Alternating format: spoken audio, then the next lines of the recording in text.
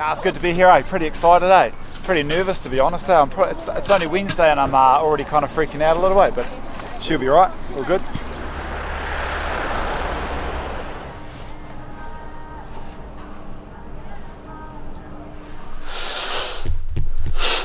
Me.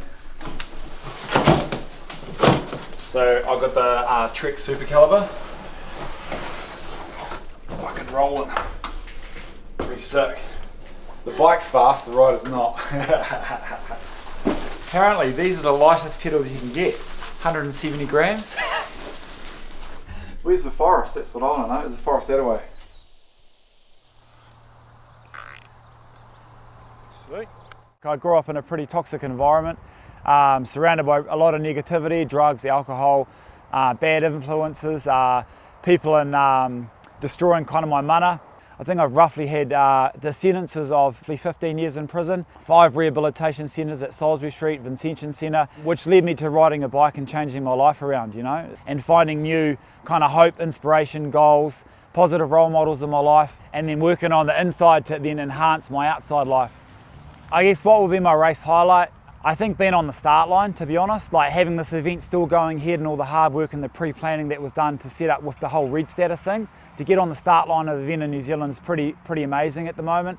But just to be there, knowing like what I've had to do and overcome just to be here, and I guess with all the other competitors as well, like what they've all been through in their own journeys, like a lot of them won't be elite athletes or they won't have trained like 20 hours a week like some people would have, and so I guess just to be here and the whole atmosphere of the race, but ultimately to come down the finish line and get that medal, and then I can put it on my wall at home and then look back at saying this is another amazing adventure that I've done in my lifetime, and to kind of tick it off, I guess is just a part of my life and my journey. So yeah, I'd be pretty grateful for that.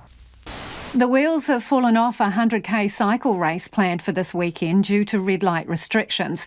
It was all go for the 2-day Whaka 100 event in Rotorua this Saturday until organisers say permission to use trails in the Whakarewarewa forest were pulled because of COVID concerns. Almost 2,000 people were entered in what would have been the event's 15th year. We won't be using this. Far out. I was getting a massage downstairs yesterday, and then I walked out of the massage room all fresh, ready to go, ready for the race, and I looked over at Kate. She was sitting in the lobby and I was like, who's died? You know, she was looking, I was quite concerned actually. Anyway, I checked my phone and then I seen that the race had cancelled. I thought it was some sort of scam and joke, but yeah, so everyone's pretty shattered, eh? Like after being given the green light and after all the hard work that Belinda and Tim and the whole team have done here to get this going under these kind of restrictions to make it happen in a safe way, for 2 days out to get it pulled is extremely gutting, extremely frustrating for all people involved, management, volunteers, riders, just sponsors, everything. So just to have the carpet pulled underneath us is, yeah. And now it's just like, I could have been riding on trails in Christchurch for free, instead of this big loss of money, you know, when everyone's struggling around the world and in New Zealand anyway, type of thing. But it's pretty gutting, to be honest. We've trained a long time for this. It's pretty hard to have events, and yeah, to see all the hard work and to come here like 3 or 4 days before and see the race getting set up, to go through the emotions, to get the nerves, and then for it to just to disappear like that, yeah, it's extremely gutting, to be honest, yeah.